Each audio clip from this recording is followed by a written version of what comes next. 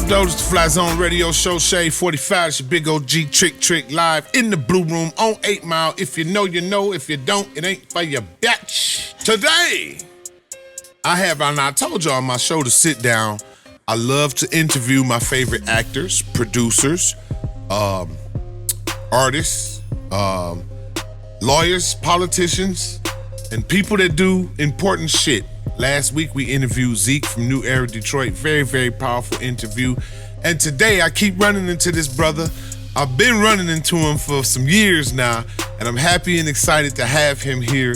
Ladies and gentlemen, please welcome the Democratic primary nominee for U.S. Senate.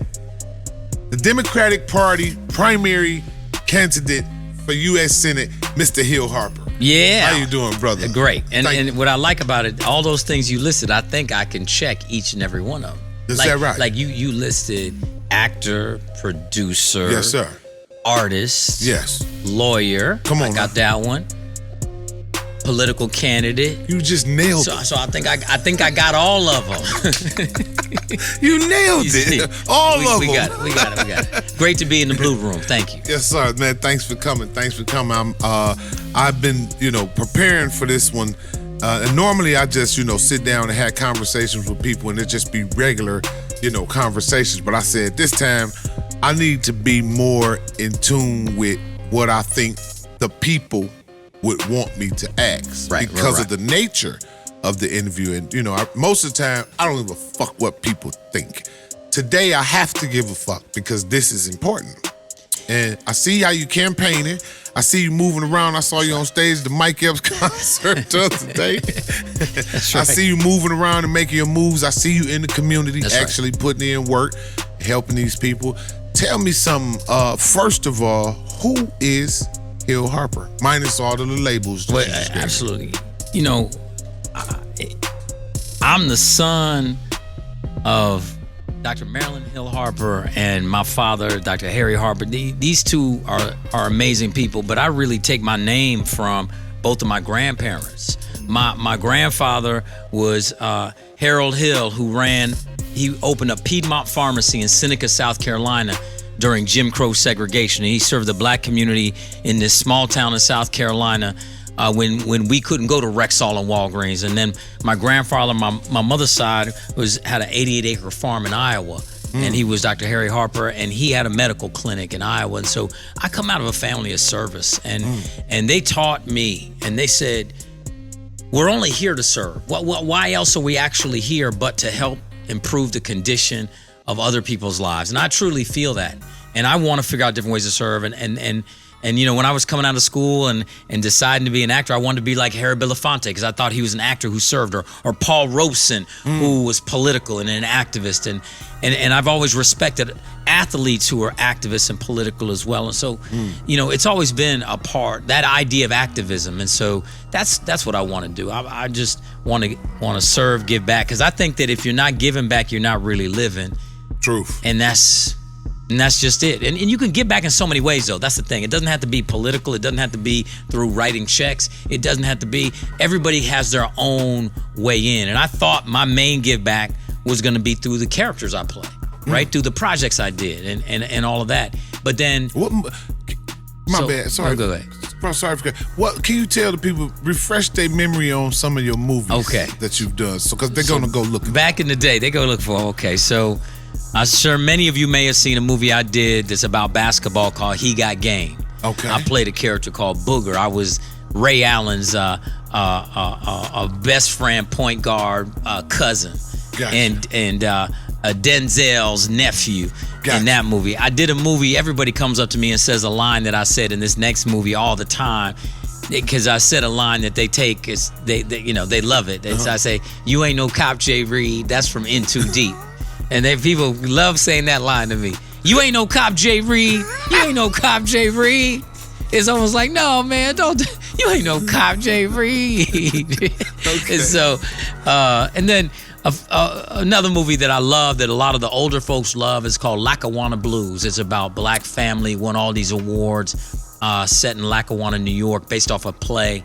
And my first real big career job was a show called Married with Children, where I beat out Dave Chappelle for the role. He and I auditioned against each other way back in the day. Wow. And I beat him out for the role on Married with Children. I'm the only character, a character's named Aaron, the only character in the history of that show who loved Al Bundy. I revered him because he was a football star at Polk High, and my character was a football star at Polk High. And people remember that because I ended up with a black Peg Bundy named Meg. And so he was horrified. He was trying to save me. He had me break up with the great girl I was with, and I end up with Meg at the end. And he goes, And then my first movie that led into some of those other movies was a movie called Get on the Bus. So I credit Spike Lee. Okay. So I did Get on the Bus and I did He Got Game back to back. And I credit Spike Lee with really kickstarting my career in many ways because he put me in really top quality films with top quality people. That movie, Get on the Bus, Andre Braugher had died recently, so may he rest in peace. He's in that film with me, and Bernie Mac is in that film with me. May he rest in peace. So and Ozzie Davis is in that film, and may he rest in peace. So a lot of amazing, incredible people. And then I did a show called CSI New York for a long time. I played a character called Dr. Sheldon Hawks, and eventually did some other shows, Homeland, Covert Affairs, and then for this past run, did a show called The Good Doctor, where I played the president of the hospital. It was about a young surgeon with autism, and I did that. But a lot of people may know because I wrote a lot of books. Okay. I wrote a book called Letters to a Young Brother that a lot of young brothers read, Letters to a Young Sister, and I wrote a book called Letters to an Incarcerated Brother. And Letters to a Young Brother and Letters to an Incarcerated Brother made their way through the system. So I did a lot of speeches and a lot of interaction with folks who are in prison, young people in so-called juvenile detention facilities, and those types of things. And so, I'm proud to have been just in a line of people who said, you know what, we can make the world a better place, and God has blessed me with that opportunity. Awesome.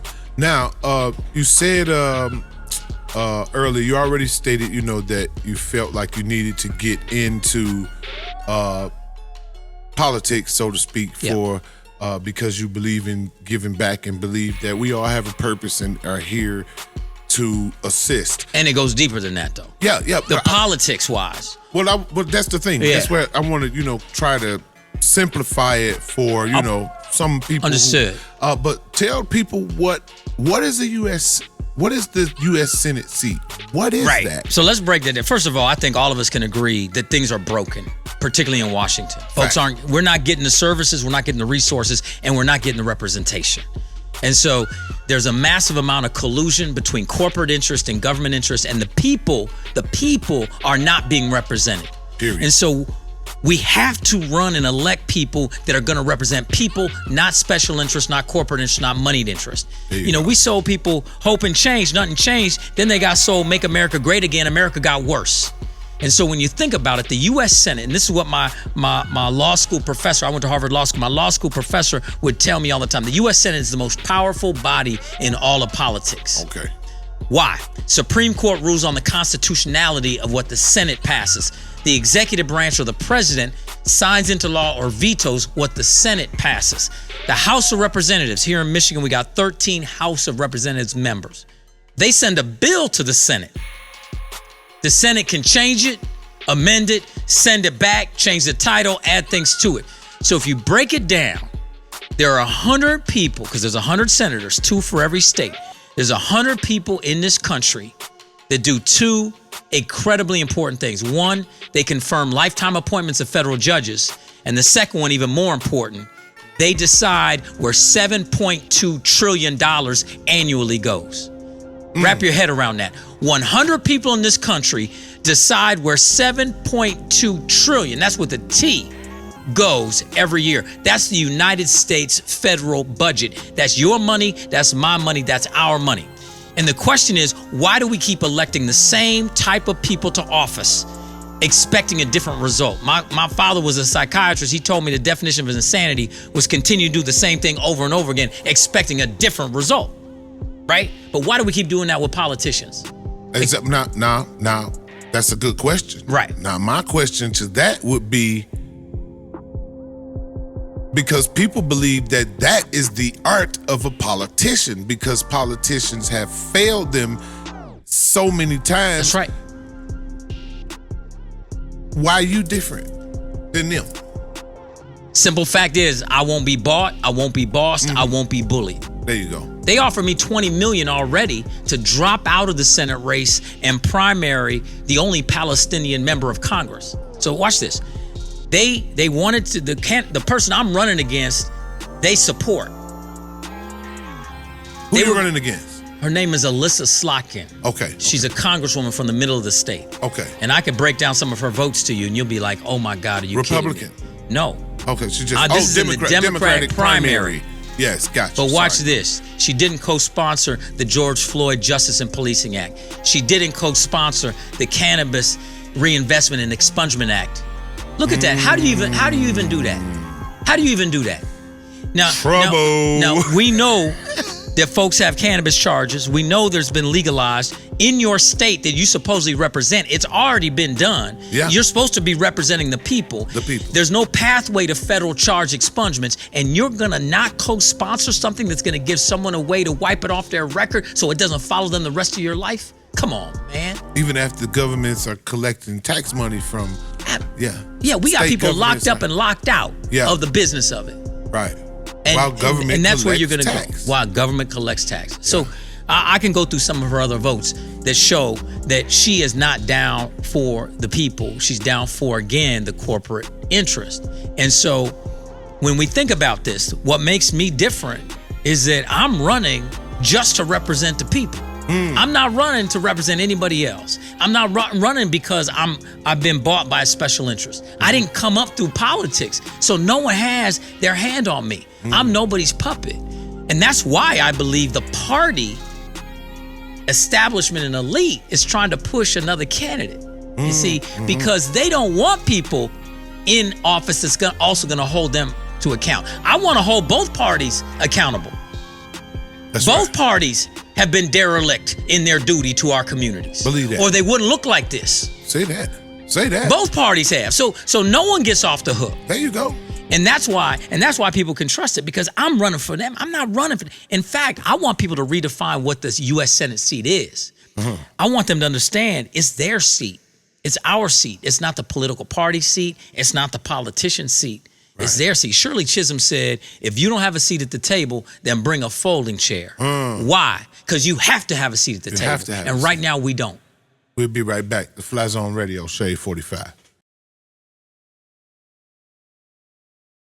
The Fly Zone Radio, Shade 45. It's your big OG TrickTrick live back in the Blue Room at the Sit Down, you understand me, with my brother, Hill Harper. Blue Room. The Blue Room. Yes. He's here in the flesh, always in the community, moving around, has been a part of this city's history with all of the great things that he's done. He's a lawyer. He's an actor. He's a producer. And now he's running for U.S. Senate for the state of Michigan. That's right. Right here. State of Michigan, the representative. And it's the whole state. It's not just because some people come up to me and say, man, what district? It's the whole state. If you know somebody in Muskegon Heights, Benton Harbor, Kalamazoo, Battle Creek, Traverse City, up in the UP, I need people in Marquette. I need people in Sault Ste. Marie. Yeah. You know, I need Mackinac. I need people everywhere. Saginaw, Bay City, Flint, you name it. Monroe, Jackson, boom. We need to cover the whole state. And even if you don't live in Michigan, you could still help us out by donating, obviously, hillharper.com, because if you donate, then you help us spread the word. That's what we need. You can move more. We can move more, exactly. Right. Yeah, the state of Michigan is, we're talking, oof. And we got to make history. You know why? Yeah. Number one, for the first time in 57 years, there's no black Democratic representative in the federal delegation from Michigan. That means out of 13 House seats and 2 Senate seats, that's 15 seats. For the first time in 57 years, there's no black Democratic representative in that delegation. That's going backwards, y'all. You hear me? That's going backwards in terms of representation. There's never been a black U.S. Senator from Michigan, and this is the first competitive primary in the Democratic Party for a Senate seat in Michigan in 24 years. So people who tell me, man, if it don't work out in 2 years, no. This is the first competitive primary in 24 years. It may not come again in my lifetime. This is an opportunity for us to make history. History. There's only been 12, watch this, TrickTrick. Only been 12 black U.S. senators in the 257 years of the U.S. Congress. Okay? And watch this. There's been a higher percentage of black U.S. presidents than black U.S. senators. Okay? There's been one black U.S. president out of 46 presidents. That's 2.2%. There's only been 12 black U.S. senators out of 2003 U.S. senators. That's like 0.5%. What we're trying to do is harder than winning the presidency. That's why I need people's help. They need to wrap their minds around it. And the beautiful thing is, though, if we turn out and support, we win. We got to own our power. We got to own and know, but we haven't been turning out. They haven't been. And no. That leads me to my next question, next subject. It's just literally the other day, me and a couple of my nephews was out the lot. And one of them said, you know, we always talk politics all the time. And one of them said, he says, the problem is, he said, and just this is specifically for black people. Right. He said, the problem is black people don't vote for a candidate, they vote against candidates. That's interesting. That's what I said. I said, whoa, that's heavy. Yeah. And it made me think like, so I got to keep telling them that she didn't co-sponsor the Cannabis Reinvestment and Expungement Act. I mean, see, I mean, we got to tell them that. Then. If they got to know who that other person is what he's saying, right? Well, basically, yeah, he's saying that, but he's saying that in the sense because it's a double-edged sword, because he's saying it in the sense of you have, let's say, black people voting against, let's just say they voted against Donald Trump. So they voted against Donald Trump. They didn't vote for Joe Biden, but voting against Donald Trump caused Joe Biden to win. Now, knowing that they don't know that politicians understand that logic or that concept, that my job as a politician, not me, but you know, a politician's gig is basically to get you to dislike this other motherfucker and come over here to me. They don't know that the politicians know this. They know that black people are, you know, this is to me, I believe that that's a form of manipulation to continuously tell people that what this motherfucker doing wrong instead of saying what needs to be done right and how you can do it. Because, you know, you spend a lot of time on one thing, you taking away from time that you could spend on this. That's right. I believe that, you know, a lot of people use that tool. How can you assure them that that ain't your gig? Like, I'm not here to get you to turn on her. I'm here to help you understand why it's important to put Hill Harper in that U.S. Senate. Well, the thing is, the way I hear it is that folks have never seen the return on the investment of their vote. So eventually they just say, why should I do it? Like Obama. It does, yeah, exactly. Yeah. They didn't feel like there was a return on the investment. Now, what they don't realize, though, is that the real power is in the U.S. Senate, which I explained before. Right. The real power. You remember, senators actually have a longer term than the presidential term. Yeah. It's a 6-year term. And so who you put in that seat, and remember, since they've never had representation at that table, they don't know the power of the table. They don't know the power of the seat. You put me in there and we go in there together, we're going to be able to get hundreds of millions of dollars of resources going to the direction they want. Now, I'll give you a concrete example. That $7.2 trillion is our money. And people just have to ask themselves a simple question or multiple questions. Do you want your money to go to, let's say, pay for foreign violence or pay for universal health care at home? You got to put it on the table like that. You got to put it on the table. Period. You want your money to go to giving big oil subsidies with your tax dollars? Or do you want to pay for public education here? These are just simple things. Do you want your money to go to cleaning up the water so people in Flint and Muskegon Heights and Benton Harbor, etc., can have clean water, make sure we keep the Great Lakes clean, other things like that? Or would you rather it to go to zero interest loans for big banks? Okay? Would you rather put together some common sense gun laws and some waiting periods and try to end the fact that the number one cause of children death today is gun violence? Or would you rather allow the NRA and the gun lobby to continue to make billions of dollars in profit and control legislation? These are questions that folks can, and who you elect to the office determines those answers. That brings me to another. I just thought about this when you mentioned that. You said that with the NRA and the special interests of the NRA and the power of the NRA. That's right. America's always been America was stolen with guns, and guns built this nation. That's right. Slavery built this nation. But guns were pointed part at of it. slaves. Yes, okay. Point exactly. Yeah, exactly. Guns. Okay. Guns and the sale of them, the use of them, the malicious use of them. Yes, you are absolutely correct. And that's exactly what I meant. Do you think that will ever change? I know it starts with one. Change starts with one. I'm with that all day. Do you think that'll ever change in this country? It's systemic. And so you got to change the system, and it changes. And I'll give you an example why. A lot of people think... The NRA some powerful motherfuckers. But they're only powerful because of the way the system is structured. And I want to destroy that system. Let me tell you how and why. A lot of people think that the reaction to the Obama presidency was the Tea Party. The real reaction to the Obama presidency was Citizens United in 2010, which allowed for unlimited, dark, federal dollars from special interest groups like the NRA, corporate PACs, super PACs, to control politicians. And so therefore, the power of the NRA and the gun lobby exists just because they're allowed to use billions of dollars to influence politicians. Their power goes away as soon as you have campaign finance reform and you end Citizens United. Their power goes away as soon as you start publicly financing campaigns, and the way you have to represent people now is to recruit volunteers instead of just taking dark money and buying ads on TV. Their power goes away because they won't be able to control politicians because the money won't be the controlling factor of the outcome of elections. They're only powerful because of the way the electoral system is structured and allows them to control politicians. Damn. That's why this is life or death. And I don't say that with exaggeration, hyperbole, or anything. Who you elect to these seats determines life or death.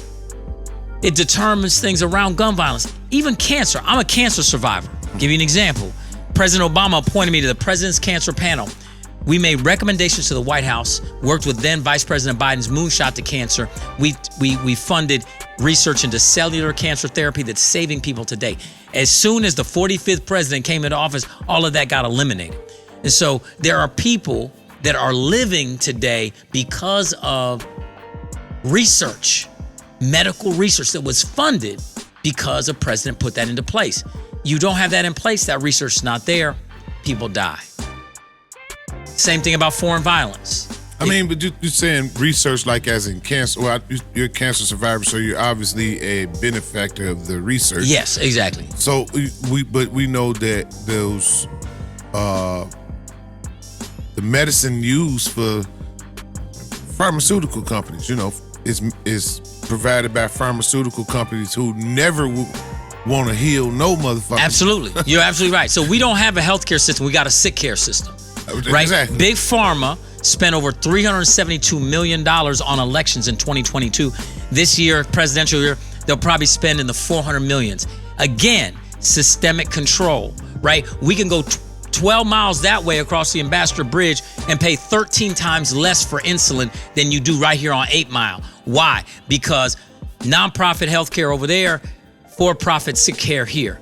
There's no incentive for the hospital systems or the big pharma to get you cured, right? The incentive financially is to keep you on meds.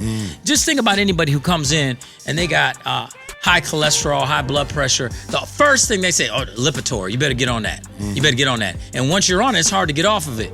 Rather than saying, no, there's so many different ways you can fix this. Your diet, exercise, et cetera, et cetera, et cetera. And then you could do that without drugs. That's what healthcare is. So we have to incentivize that. That's why I want to pass universal healthcare plus mental health care, vision, dental. we have a mental health care crisis. Like a motherfucker. Exactly. Yeah. We got to pass universal health. We got to pass the John Lewis Voting Rights and Advancement Act. You see what's happening all over the country: Jackson, Mississippi, Alabama, even here in Michigan, where they're gerrymandering to make sure they keep control. They actually influence the way and how you cut up areas to make sure individually you can't actually get a candidate elected. Run that word back again. Gerrymandering. Gerrymandering, right? That is the manipulation of the voting territory. It's almost like they cut it out like a jigsaw puzzle, because they know where the votes are already.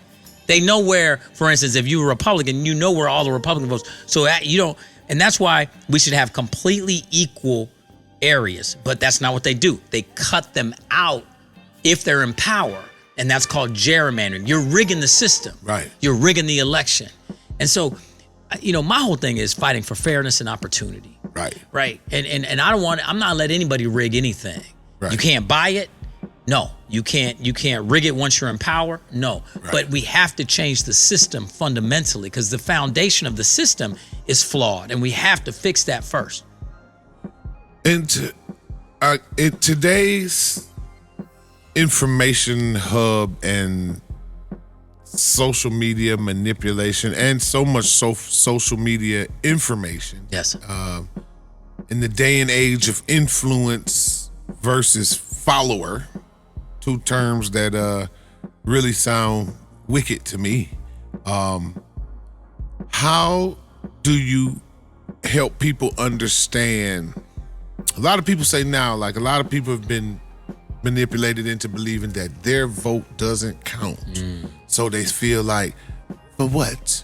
What I'm gonna do that for? They gonna put who they want to put. Like, they've been taught this. That's right. And me personally, I say they wouldn't fight so hard to get you to not vote if your vote didn't mean shit. That's right. At one point in time, people look like me, you, and him couldn't fucking vote. Now, why would they take that away from us? And I mean, why would that not be a privilege or a right of ours? That's if right. it wasn't so important? And they always find a good way to manipulate. How do you ensure people that it's important for them? Like, I mean, I know you gave all the facts and stats, but they need something to understand and comprehend that it's got to be more tangible for them. The easiest way to understand is what my grandmama used to say: follow the money. If you want to know about someone's priorities, look at their budget. Look at what they spend their money on. Look at a corporation's budget. Look what they spend. Look at a government's budget. Look what it spends its money on. 2 weeks ago, they claimed that there's no money for universal health care or public education, but they just allocated $90 billion in a weekend, stroke of a pen, to send for overseas violence. Now, Now, again, this is all under the I'm sorry, I've got to say this. Okay. This is all under a Democratic representation. What's going on now, right or wrong? Right. You have a Democratic president. Democratic president. Yes. And then you have a Republican-controlled House of Representatives. Okay, and that's who decides. And then you have a Democratic-controlled Senate. And so you need a bill. See, a lot of people think the president can just make laws and do all that. And that's why I keep telling people the Senate is where the power center is. It's in Congress. So the House of Representatives needs to vote on a bill and pass it to the Senate. Okay, so that has to come out of the House. Right now, that's Republican controlled. The U.S. Senate, there are 51 Democratic votes. So it's really considered a 50-50 Senate in many ways, because there's some senators that kind of dance back and forth. And so you need consensus to get a lot of these things done. For instance, I think we all will agree we have an immigration crisis going on. Fentanyl's just flooding over the border. We need to control the border. Now, they're playing politics with people's lives vis-a-vis immigration. Case in point, they're not going to matriculate an immigration bill because Republicans were told, don't give the President Biden, a win on immigration. We want to make it a campaign issue. So again, it's putting political gamesmanship over the will of the people and the best interest of the people. I want to get rid of all of that, right? And so to answer your question, it's a mixed bag because the House of Representatives is controlled by the Republicans right now. Okay. How do you get rid of all that? You get the money out. I mean, this is becoming money a bad motherfucker. Money controls politicians because they believe, and it's true, that's how they stay in office, right? As long as money is the determining factor of outcome of election, almost 98% of elections go to the person who raises the most money. That should tell you something. That's wrong. And the other piece is we have to let people's voices in. We got to start electing new people. We shouldn't have career politicians. Right? When our country was set up, it wasn't set up for career politicians. It's for people who have different skill sets to sit around the table because you bring different life experience. Example, if I'm elected to the U.S. Senate, if Michigan sends me there, I'll be the only active union member in the U.S. Senate. We're already down to 6% union membership in the private sector. Unions need a voice at the table. If I'm elected to the U.S. Senate, I'll be only one of two senators with an elementary age child in the U.S. Senate. My son's in second grade. Schools have changed. We need people who understand what's happening in schools today. Believe that. Around the table. Believe that. If I'm elected senator, I'll be one of only 4 or 5 small business owners. I got my small business downtown Detroit. We need and understand that small businesses are the engine to neighborhood economies. But we don't have it. We have the same type of people who came up through the political system, who have been bought and sold by the time they get there, and therefore they're making decisions through that lens. You're not bought. I am definitely not bought. I like that. Not bought. Definitely not. I like that. But I need help. I need the people's help because I can't get there without the people's help. Okay. Now, hold on. I had another good one. I had a good one. It was in my head. What got you into actual politics from Hollywood? So, you got to remember I wrote those books. Right. Letters to a Young Brother, Letters to a Young Sister, The Conversation, The Wealth Cure, which is about reducing the racial wealth gap. And then ultimately Letters to an Incarcerated Brother. And then I started a foundation called the Manifest Your Destiny Foundation. Then I started the Pierceton Hill Harper Arts Foundation. So I've been attempting to do things that sow seeds into the community. And to just be honest, things have gotten worse. They haven't gotten better. Right. So I realized there's much higher level of power at play. That if I keep playing here, expecting to make a difference, that's like pissing in the ocean to watch it rise. It ain't gonna happen. It ain't gonna happen. Trick. You're right. You are right. You know what are you doing? You're right. You got to go to the. You gotta go to the source. You gotta go. And so the source of the issue, the source of the problem, the source of what we have to do, is where the people's money is, and people need to feel represented, and they need resources coming back to them, and they're not seeing it. And worse still, when they do see it, they know the fix is in. I'll give you an example. For me to get home, I got to go down I-75. I get off. It's the north end of Detroit. Come off. I get to the corner of Oakland and Owen on the north end. That used to be a vibrant corner. There was a record store there. There was a chicken place. There's people walking up and down. And this is what crushes you. Right now on the left side is a boarded up building. Across the street, vacant lot. You know there was a building there. Across the street here, it says Eli's Produce and Irene's Market in faded letters and a tree growing up through that building. So there used to be produce in the neighborhood. Up until Detroit People's Food Co-op opened this month, May 1st, there was no fresh produce in that neighborhood. And the only new building was a brand new liquor store across the street where the only thing you can buy are Funyuns, Faygo, Verner, or Hennessy through 3 inches of plexiglass. And somehow we acting like that's okay. And you know what happened is a big developer will do a deal with the city. They get a 0 interest loan and a tax break that they can sell to literally pay for the down payment. And next thing you know, you get 4 or 5 new blocks of buildings. And you're like, hold on, the people who lived in the community lived here for all this time, couldn't get a loan to open up anything new. But all of a sudden, some new developer who has no connection to the community is building something brand new that the people who actually live there can't afford. We got to fix the housing crisis. We got to fix affordability. Look at car insurance and the collusion between government interest and car insurance. You're mandated to carry it, yet there's price fixing and collusion and price gouging that's discriminatory in different zip codes. They're doing car insurance based off credit scores, zip codes, gender. There should be no discrimination in cars. And so that's my point. That's important. Without question. How are we going to protect people if we keep electing the same people who are in bed with car insurance companies, in bed with the developers? That's what we keep doing. And so it goes back to your point about why do people need to think about their vote? I was at the skate park with my son yesterday. I went to hand to do the card I gave you to say, hey, I'm running in the Democratic primary, August 6th. Hey man, let me give you this back. I love you, brother, but I don't vote. I said, why? He said, man, it doesn't matter. Nothing matters. Why am I gonna waste my time voting? I'm gonna say, listen, if you understood your power, you're a powerful individual. You're here at a skate park, you're surrounded by a bunch of people. Your vote matters because people are watching you. And if you get this person, this person, this person, and this person to vote too, and you end up electing somebody that has your best interest, and you start seeing the results of it, you'll vote the rest of your life because you'll see the power in it.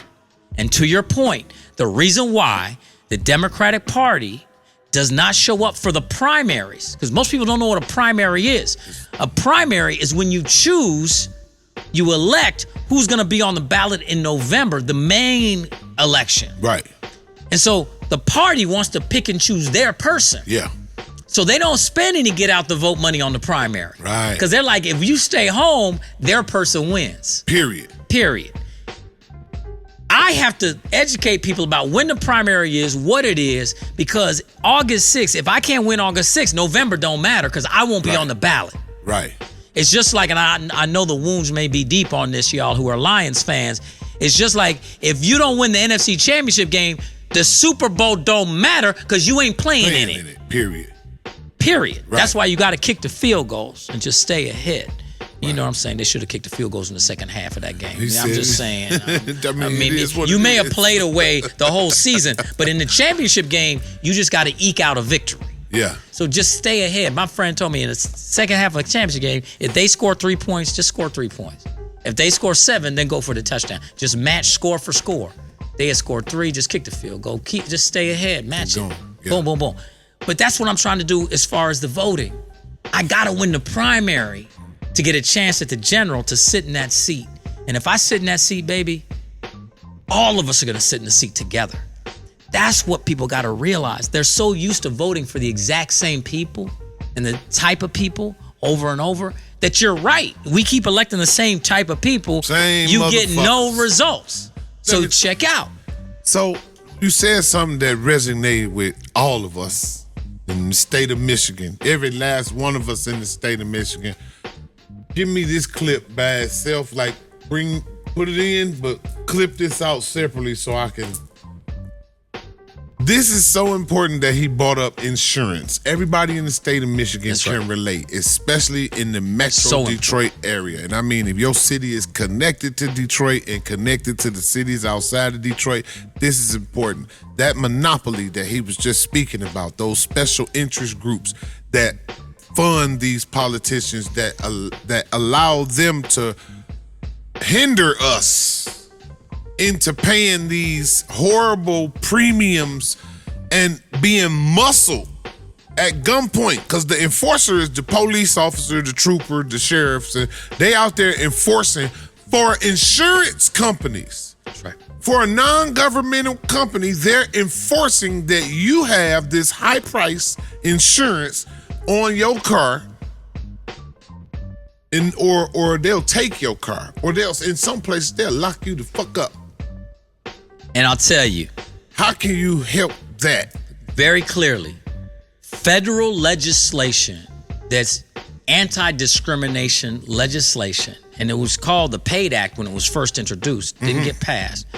It was for anti-insurance discrimination, because right now there's complete discrimination. Period. They look at zip codes, they look at all sorts of things. The only thing your insurance price should be based on is what? Your driving record. If you got a lot of accidents, you're a higher risk client. If you got a ton of speeding tickets, you're a higher risk client, then that's it. It shouldn't be based on where you live, in fact, I looked at some data that showed there are more accidents in some of the rural areas of Michigan because there's a lot of deer.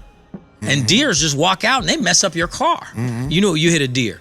And so a lot of those accidents, but in those communities, different zip code, different person, they're not paying the same. So you can put in anti-discrimination laws and consumer protection laws. If the government's mandating that you have to have something, they have to break up the monopolies and price gouging because you have to carry it, to your earlier point. So you have to have consumer protections. But if we keep electing the same type of politicians, they're in the pocket of the insurance companies, they're not going to institute any protections. We can lower insurance. There's some people I met with, TrickTrick, that are paying more monthly for their car insurance than their car note. What kind of sense does that make? Bullshit. The insurance is more than the car note? Yeah. No. And we can stop that. But again, it goes back, know your power, know your vote. It says it right there on my card. End auto insurance discrimination. It's one of my main tenant points right here. You see, it says, work towards providing lower auto insurance rates for Michiganders by fighting price gouging. Y'all heard that shit right there? Fighting price gouging. Y'all heard that right there? Tell them again, bro. If there's one reason, I mean, that's enough for me. You got my motherfucking vote. And you said something. It's a financial taking. Yeah. It's a financial take. Literally, it's money that you could be putting in the stock market. You could be investing. You could use for a down payment. Come on now. It's taking wealth out of communities that have already been punched in the face. You better preach, brother. And to me, that's how we fight back. We fight back by putting people in and saying, no, we're not going for this. We're creating a movement. And that, to me, is what this is about. And we can do it if we do it together. I can only do it if we do it together. There's no way I can win. And we don't create a movement and get people turning out, I can't win. No way. Lower insurance rates, heal Harper. That's what the fuck give me some lawn stickers. There you go. Give me some lawn markers and some more of these. And you have officially convinced me, and I'm hard to convince. I'm hard on people. I'm hard on politicians. But that right there. We got it. We found your issue. That's my issue. That's right. One of my main issues. That's right. I hate that for my people. I hate that so many of my people can't afford insurance. That's right. And or just, it's just so much going on to survive. I mean, come on, you look at the price of gas, you look at the price of living. That's right. Like the food, it's just so many things aimed against us. That's right. And we just go about life, many of us thinking that if we could achieve these small, mediocre accomplishments of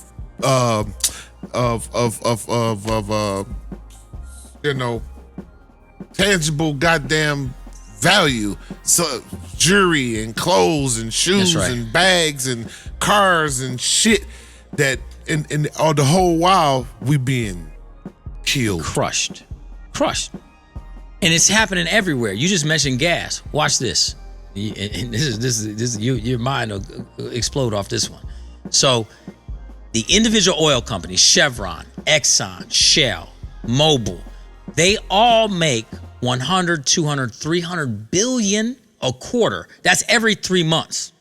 But you, me, the taxpayer, gives them access to oil reserves in the country as well as subsidizing them. Now, a legislator came up with the idea of, hey, he noticed that they were doing stock buybacks, meaning they were buying their own stock to inflate the price. In other words, making themselves richer off your money, right? Because you giving them a tax break. They're using the extra money they got from you to buy their own stock, making themselves even richer. They're making money off you on both sides of the coin. So he said, let me put some legislation that says that you can't do stock buybacks if you're tapping oil reserves or taking subsidies from the U.S. government, except from the people. Makes sense to me? My opponent voted against that. She's in the pocket of big oil. No question. In the pocket of big oil. And so these are the types of What is her things. name again? Alyssa Slotkin. Alyssa Slotkin. That's right. And so this is the type of thing that people have to realize is happening behind closed doors. The reason why they never see results is because they don't have a super PAC or a lobbyist or a special interest. If they had one, they get a lot of results because that's the only people that are being represented right now. And we can change that with this seat. Because remember, it's an open seat. First time in 24 years. There was never an opportunity to do it. Because once folks are in, it's hard to get them out. Because they got so much money and power. Now this is an open seat. We, the people, can grab the seat. That's what I'm trying to let people know. We can make history. We can grab this seat and do this. And then we're in. And they can't get us out once we're in there. One more thing before I go. The gang bang war between the Democrats and Republicans. And it's really like being presented right now as just like gang culture to me. It's just like, it's so people like they hate each other so bad. You know, if you never ask a motherfucker what you're Democrat or a Republican, then you just know a good person. You know, right, you don't have to put that label on them. That's right. And let's just say, let's just for shits and giggles, Donald Trump, for instance, who was around a bunch of black people and he was with all the artists and visited the one, he did, he was always around niggas. That's right. You know, excuse my French, but that's how I talk. This Eminem owned this station, so. Oh, he does? Okay, there you go. So. Now, you know, that's somebody I could use some help from. I don't know. I know he's around here somewhere. But he's listening now. So is he listening? Okay, good. Hey, Marshall, I need your help, brother. People love you all over this state. You could help a brother out. With having this, now there's a war against both parties because what's happening, the election's coming up. That's right. The primaries, the actual election coming right. up. I guess what I'm trying to figure out is, like, there have been a lot of information shared lately on the Democratic Party and how they've manipulated, their supporters for years. But you said something earlier. I just wanted you to reiterate because that was important. You said you're going to hold both parties accountable. My man. Absolutely. Because they can't show up here like they've been doing year after year and saying, please vote for me, black community. Because let's be clear. Let's just break it down. Michigan is a red state until black folks vote, right? And, Wayne County, Southeast Michigan, right? They need it to win. Democrats need black turnout. But you can't show up into the community and ask for the community's vote and then not deliver for the community. And I want to hold both parties accountable. Because you remember, I'm going to be representing, but I don't care if there's a D or an R or an I by your name. You could be Republican, Democrat, Independent. If I'm your senator, I'm still repping you. So I want to know. But what's crazy is we keep saying how divided we are. Yeah. Well, we're not divided. We're disconnected. It's the politicians that are divided, not the people. I was talking to a farmer outside of Midland. And I said, man, what do you really want? What if I'm your senator? What do you want me to do? He said, man, I want a safe place for my kid to go to school, quality education. I want some healthy food to eat that's not killing me at the grocery store. I need housing, in a good house that I want to own it and hopefully, build a little nest egg. And I want to be able to take a vacation without getting crushed. And a living wage, a good job, union job or my farm going. And I asked a single mom on the east side corner of Mack and Drexel that same thing. And she said, I want a safe, quality place for my kid to go to school. I want a living wage. I want housing that's accessible. I want good food. We all want fundamentally the same thing. Right. And also not to get crushed on car insurance. Not to get but all want that. None of us don't like that shit. So here's the deal. It's the political parties that create that division. Not the people. The people just basically following whatever the fuck exactly. And why do the parties do it? Is because of money. If I can make you a villain, then I can scare people and raise money off your villainy. Right? If I can make you the bad guy, then I can put out an email that says, hold on, this is the worst person ever. You got to give me money to make sure I defeat him. And then each side does it. So they both are actually colluding to keep this, it's a grift. To keep people To keep separated. the grift going. Because if all of a sudden, if I start working with you, how can I raise money off you being the worst thing in the history of the world? Period.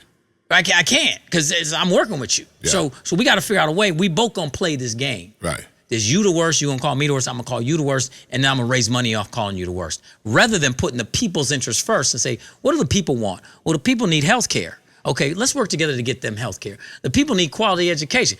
Okay, let's work together to get the people quality education. The people need the ability to create new jobs. Okay, let's put some money there for entrepreneurs to get zero interest loans so they can create new jobs and businesses and communities and create vibrant neighborhoods. That conversation doesn't happen. Oh, let's not send money to some war overseas where people get killed. We're going to invest in the people here because a lot of people dying here because they don't have housing and they don't have health care. Right. So let's take care of people right now. That conversation doesn't happen. It happens. I want to stay in power, so I'm going to make you real bad so I can raise money off to keep you out. And it's all about money. It's all about money. That's why we got to pull the money out of politics. Right. If I get elected, I'm going to pull the money out of politics because as soon as we pull the money out, campaign finance reform, get rid of Citizens United, we end their chokehold on the politician, and we end up being able to elect new people. We haven't even talked about mass incarceration. One of the biggest wastes of taxpayer dollars in this country is we're 5% of the world's population, but we hold 25% of the world's inmates. There's no question we have to lower mass incarceration, and we can do it. It's just about policy, right? They're for-profit prisons. Your man who owns the Pistons, how did he make his billions? Off a prison phone company, right? I mean, come on, man. Right. He owns a $1 billion basketball team because he had a business overcharging people, just calling their family. Exactly. Come on, man. Right. Come on. Right. That's not fair that they would have to pay more to make a phone call. You're right. You are absolutely correct. To keep with their family. Exactly. And who's benefiting from that? Follow the fucking money. That's right. Yeah. I thank you for stopping by, brother. You are welcome to come back. Great conversation. Anytime. Come on. Y'all, we need you. We need this vote. We got to make history together for real. Yeah.